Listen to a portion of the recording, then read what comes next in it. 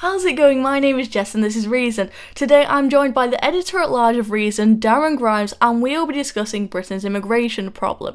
So Darren, the first question that I want to ask you, what was the point of Brexit if we still can't control our borders? You know, when I campaigned heart and soul for British independence, for Brexit, I would have found it absolutely extraordinary had you told me, well, Darren, look, I've got a crystal ball, and in this crystal ball, it's going to transport you over 5 years into the future, right? You're going to be in 2022.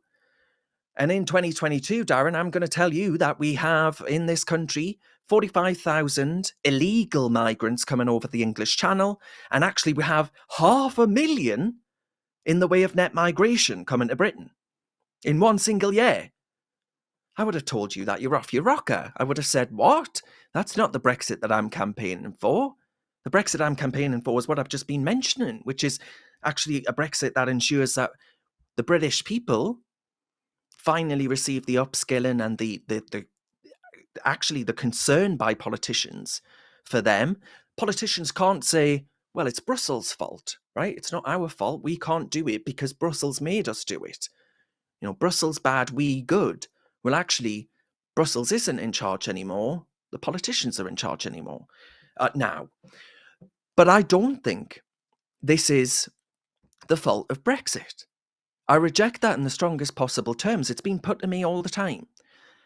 I reject it because we now are able to turn to our politicians, Jess, for the first time in my lifetime, certainly in your lifetime, and say to our politicians, you are in charge. The House of Commons, the Palace of Westminster, is sovereign.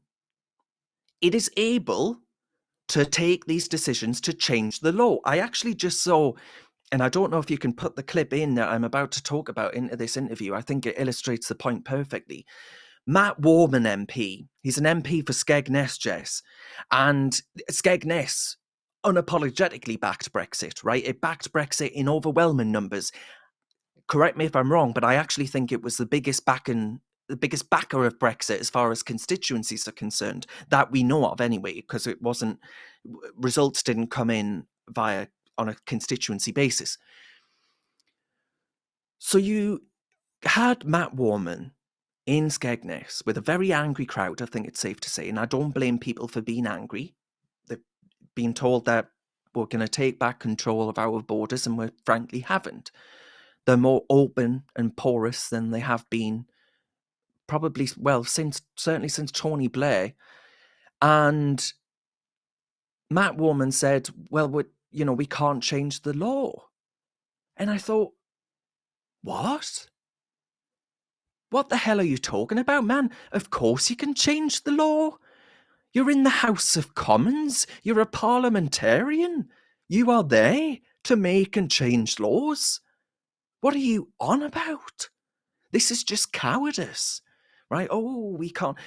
And Dominic Raab apparently was saying to some Tory wets, this was reported in The Sun the other day, saying to some Tory wets, oh, well, don't worry about the ECHR, the European Convention of Human Rights.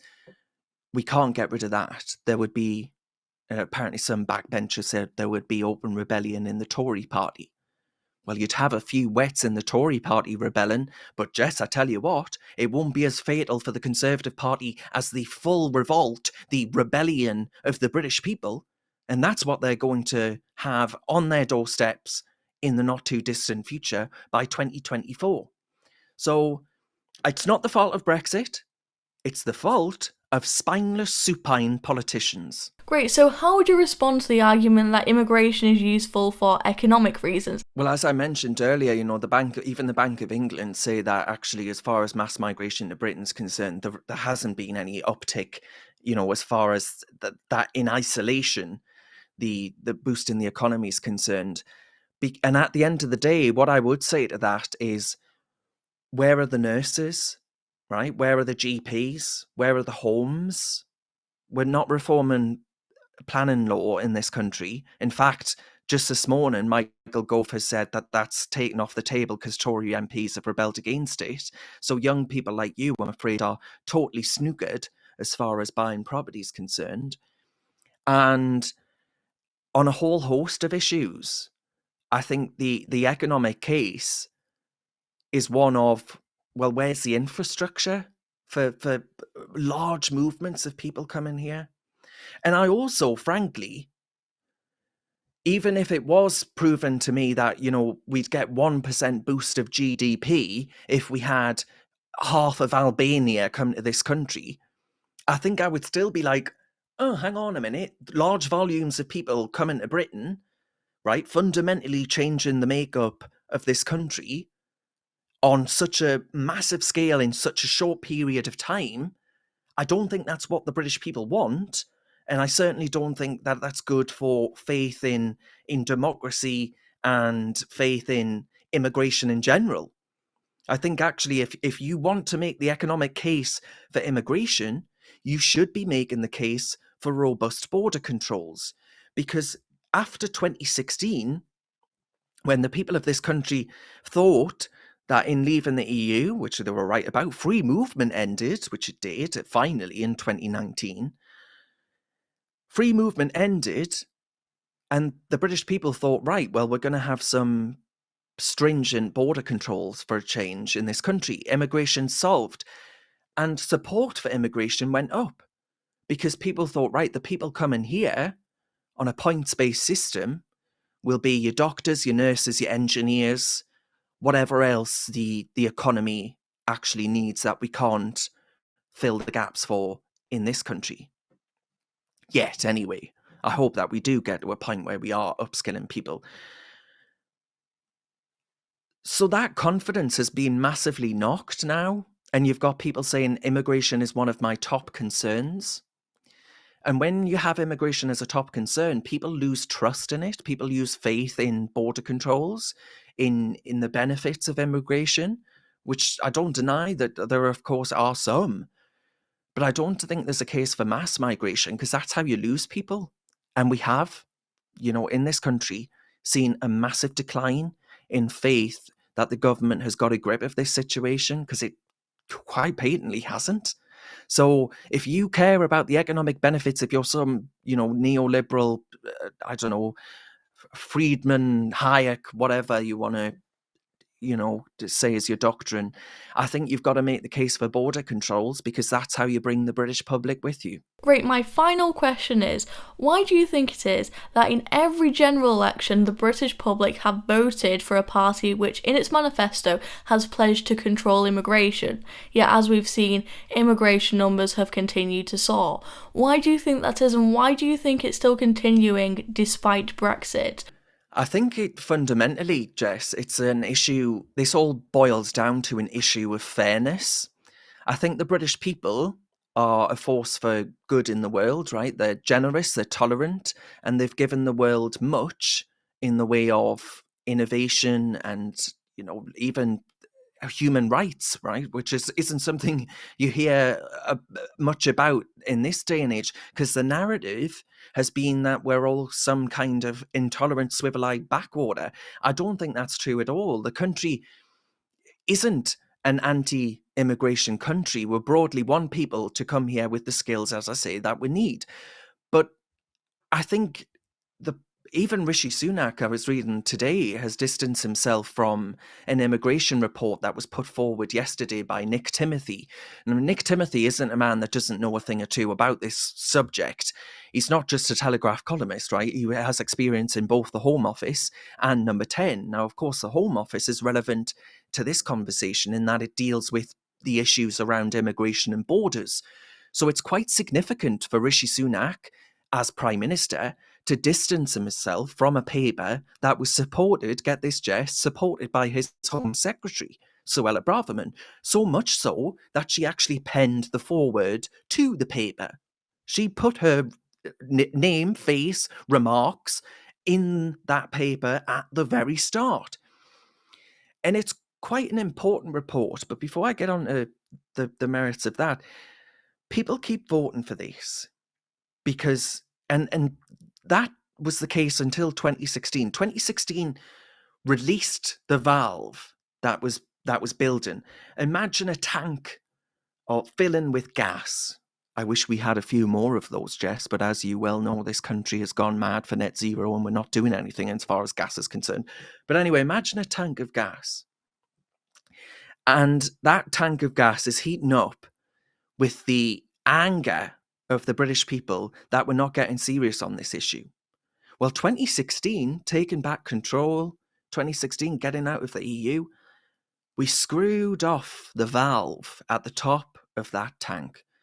And out came the hot air, out came the anger and frustration of the public. I tell you what, that's been screwed right back on. 45,000 people over the English Channel, being told that we can't change laws by members of Parliament, being told by Rishi Sunak he's not going to back his Home Secretary. That's filling up and up and up again. And that anger and resentment built up to such an extent over that time because politicians were ignoring them over it, because politicians just fundamentally don't want to be seen as, oh, you're being nasty, right? You're a nasty pasty.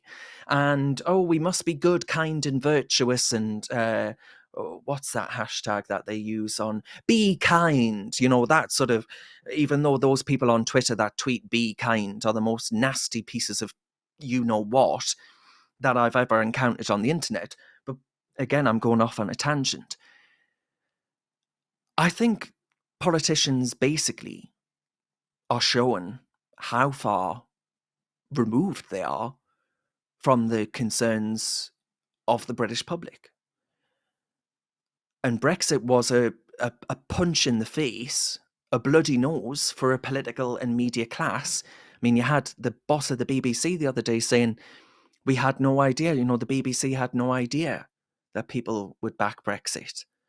And that just shows how out of touch they are as the media class. And the politicians, of course, Cameron, he chose to put his political future on the line in campaigning against Brexit. Look how that turned out for him. The whole political and media class had the ultimate revolt at the ballot box by people that they consider to be revolting. It's people like you and I. And in fact, Jess, I don't think you were old enough to vote, were you? No. So it's people in places like this in the northeast of England who are viewed as chippy little oiks that, should have voted in the way in which their betters wanted them to vote. And they said no. But after that, you had people saying, we finally got what we wanted. And it felt like an amazing thing.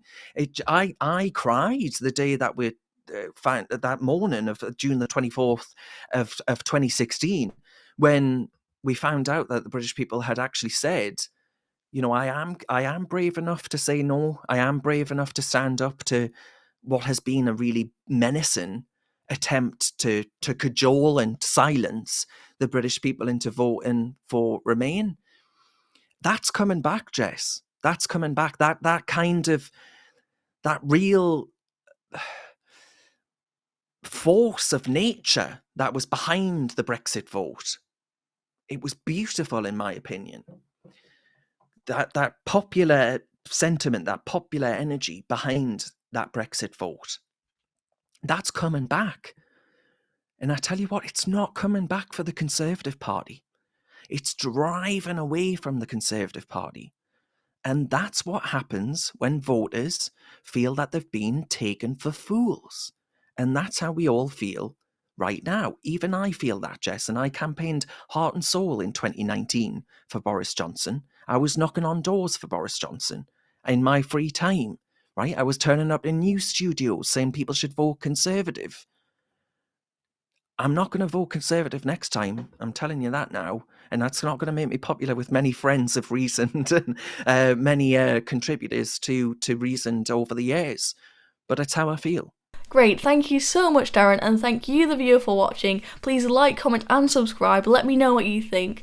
I've been Jess Gill and this is Reasoned. Thank you, goodbye.